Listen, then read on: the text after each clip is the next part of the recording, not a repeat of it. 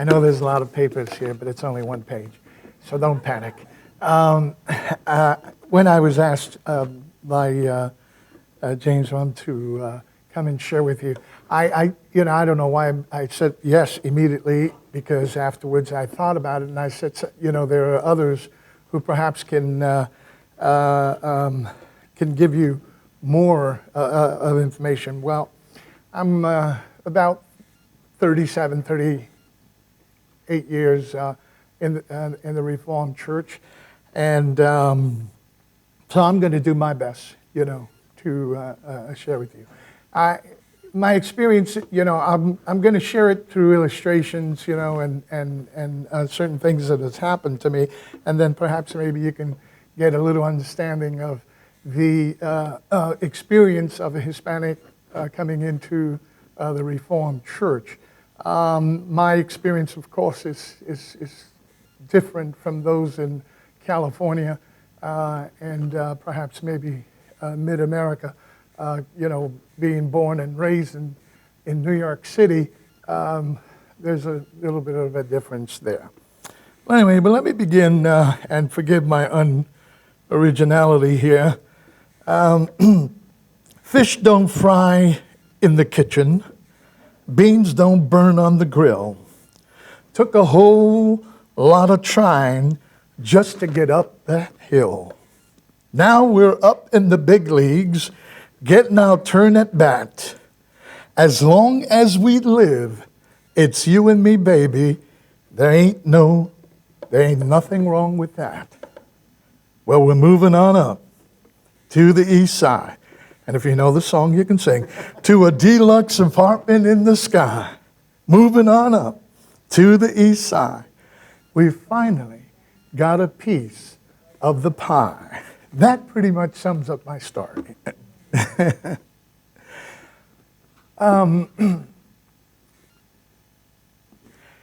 Gary Teja, in an article that he wrote for Reform Worship, that he titled Worship as Fiesta, he wrote this. He says, when you open a pea pod, the peas look alike.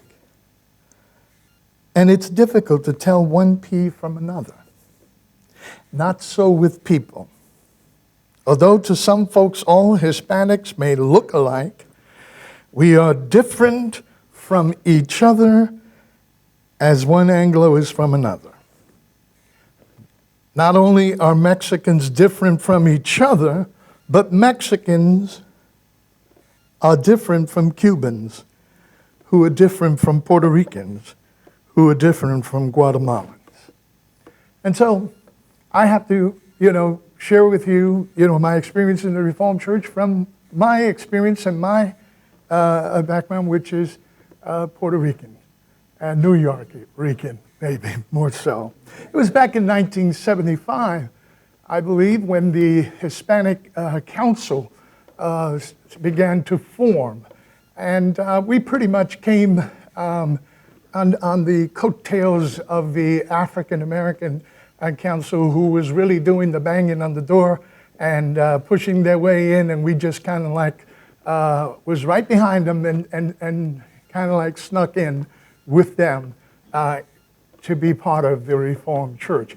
It was a few Puerto Rican pastors from New York City who were, some of them were just out of the young Lord experience back of the late 60s and early 70s. That was a militant group, as you probably may have heard of, similar to the Black Panthers, the young lords. And so some of these pastors came out of that, became pastors in churches, and then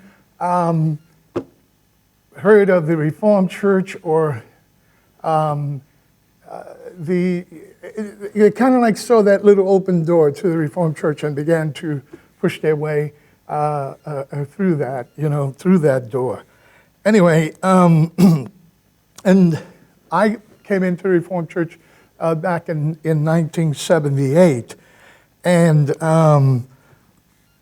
let me describe that experience And this may sound, foreign to some of you, but maybe not. As you well know, New York City or the Bronx, Queens, wherever it is made up of neighborhoods, sections. And when I grew up in the city, you stayed in your own neighborhood. And if you went into another neighborhood, it was a challenge, or you could be in trouble, or, and so you kind of like stayed in your own neighborhood. Each neighborhood had its, pretty much like its personality and identity, and so you stayed in your neighborhood. I grew up in the Bronx in the times where there were just a whole bunch of gangs in the city, and each neighborhood had its own personal gang.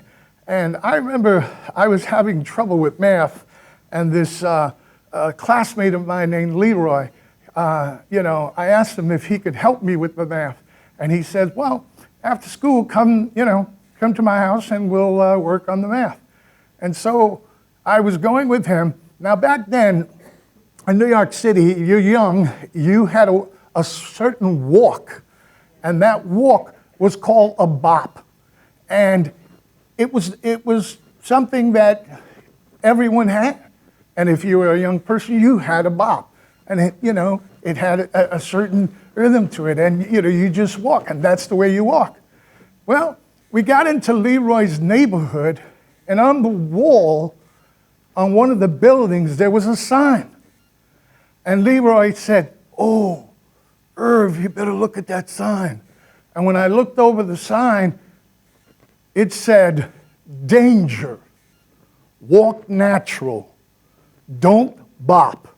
You are now in the Mighty Midgets territory.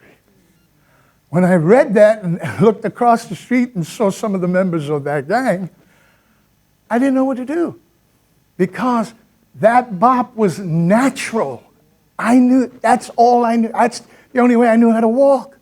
So I'm telling Leroy, I said, Leroy, what do I do? He goes, don't bop.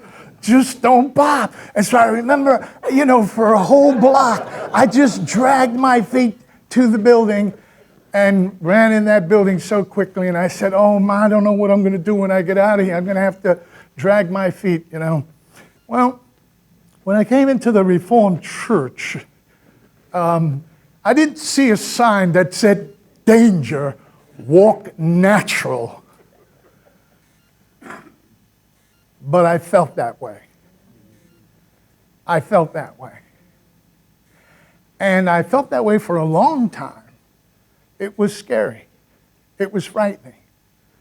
Because coming from the neighborhood where I lived in the Bronx, which was the South Bronx, and then coming to the North Bronx, where the Reformed Church was, Northwest Bronx, that was a big leap. And here I was in this Reformed church. The shocking thing for me was I couldn't believe that there was such a place as a Reformed church with a high liturgical service in the Bronx. Now, I'm coming from a Pentecostal background. I'm coming into this church, and I remember my first Sunday, October 1st, 1978. And I'm coming in as a stated supply, minister under contract. I don't know what to do. I got up there, and I'm handed this program, and it was just a total mess. A total mess. And it was like that for a few weeks. But I did have some folks who were willing to help me get through that and work it through. My experience was a real challenging one, as it is even today. As I was listening to Dr. Mao describe the Reformed Church, I said, gee, not much has changed. Yeah, it's true. And you can speak to Hispanic ministers across the country, and not much has changed. Now, it's a little different in California. In California, you would find the commissioned pastor something that is a lot greater in California than it is out here in the East. There are not too many classes here in the East that are set commission pastor, which makes it really difficult for a lot of people. There's a lot of challenges in many ways. And again, like I said, the challenges that the folks in California are experiencing, a little different than the challenges here, but they're still there. And it was tough. But I learned, and I said, okay, I'm going to have to learn how to walk natural. I'm going to have to learn how to live, and I'm going to have to learn this liturgy. I'm going to have to learn all of these things. And I did. And I'm thankful that I did. And I survived at the church. I say survived for 33 years as the pastor of the Florida Manor Church. And I'm thankful to God. My experience in the Reformed Church, where I thought of the Reformed Church as some, people in the past. And it was like going into a time tunnel. I remember when I went to Cuba, the first time I went to Cuba in 1990, and I saw the 1952 and 1957 cars all over the place, and I said, I felt like I went into a time machine into the past, and I said, wow, this is something. And then coming into the Reformed Church, I said, I can't believe this still exists today. I mean, I'm a little bit of a frustrated history buff. I don't know if that's, you can identify that, And I love history. And when I came to Florida Manor and learned that this church, was established in 1696, they got their charter from the King of England back then. And then I found all the records, and I found all the books, and I found the minutes. And I spend hours and hours just reading through what I could read, because some of those minutes you cannot read and stuff. But that was my experience. I found in the Reformed Church, a place where I felt welcome, but I also felt the challenge. And I said, this is not going to be easy. This is not going to be easy for me. And so let me just, before James gets back here, let me illustrate my experience with the Reformed Church, because things began to happen in my life, with the Reformed Church. And one of the big challenges that I understood, because I began to serve a church that was dwindling, and a church that had just a little over a dozen people. And I knew that every time I went to classes meeting, it was almost like going to a social service face-to-face. What is happening and why is it happening and all these things, and those challenges were big. I understood that, hey, one of the things I need to get this church to is to become financially independent so that I can have a say in this classes, so that I can get up in this class and say whatever I want, and I won't be threatened that they're not going to give me grants to pay the bills. But anyway, here's how I'll illustrate this to close, and then perhaps maybe your questions will help you understand a little more. Back in 1982, I joined the Roadrunners Club of New York Roadrunners Club. And I wanted to run in marathons. And so I joined the New York Roadrunners Club, and the New York Roadrunners Club will prepare you for different marathons. They'll prepare you for a 2-mile, a 4-mile, a 6.2, a 10K, and then the big one, 26-mile New York Marathon. So they'll prepare you. They call them developmental runs. And so I did that. I got to the 6.2, and there was a race called the Pepsi Challenge. It's from Fort Lee, New Jersey, over the bridge, up the West Side Highway, back down the West Side Highway, into Broadway, up Broadway, into Inwood Park. 6.2 miles. It was July. It was hot. The city was experiencing a heat wave. And I remember I signed up for this marathon. And the reason I signed up, because Bill Rogers and Alberto Salazar was running in this race. And I wanted to say that I ran in a race where Bill Rogers ran and Albert Salazar ran, who both of them won the New York Marathon, Boston Marathon a few times apiece. So I said, I want to run in that race. And I remember I signed up for the race, got there Saturday morning around 8 o'clock. It was hot. It was very hot, very hot. So I said to myself, I'm just going to get me a T-shirt that says Pepsi Challenge with the year, and then I'm just going to go across the bridge and I'm going home because it's just too hot. I can't do this. So I parked my car on the New York side of the bridge, and my plan was just to do the 2 miles over the bridge and get in my car and go home. The gun went off. Some 5,000 people began to run over that, run across the bridge. And I started also.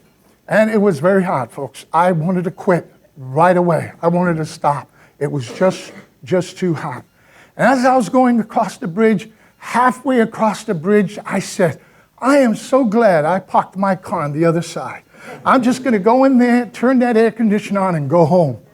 And then tell everybody I ran the New York Pepsi Challenge, you know.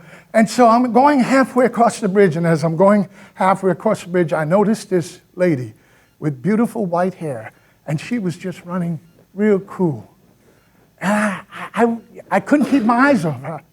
And so I ran alongside her. And I got alongside her, and I said, hey, have you ran this race before? She says, yes. I said, do you finish? And she goes, yes. And I said, well, I'm just going over to the other side of the bridge. I can't do this. And she goes, no, you can't. You can do this. I said, no, I can't. Stay with me. And I said, I don't think so. I'm going across the bridge. It's too hot. My legs are hurting already. I want to quit. And she says, no, you're not. You're running with me. Stay with me. We ran.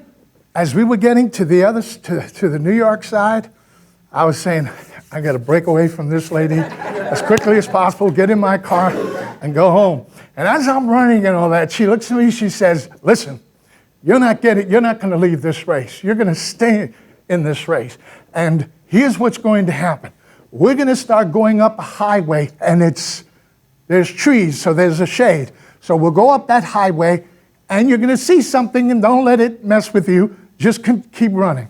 So as we're going up the West Side Highway, on both sides of the highway, on the green grass were yellow T-shirts all over the place. A bunch of people just stretched out on the grass. I just wanted to join them.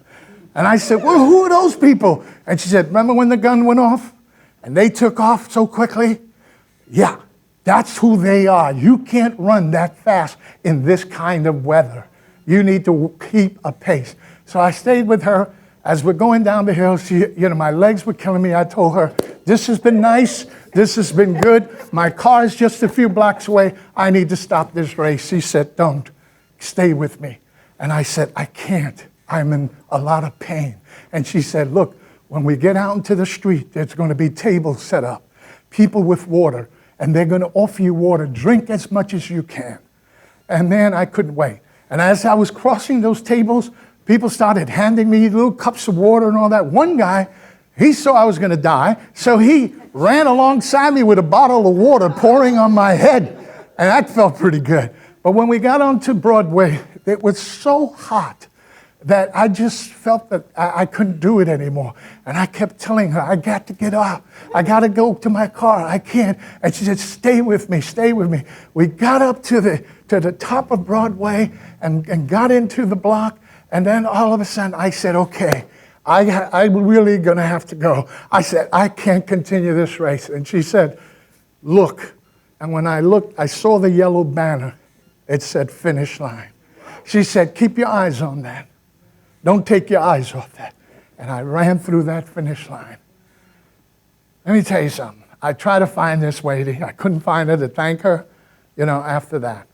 But I see the Reformed Church as that lady with the white hair who has helped me keep going.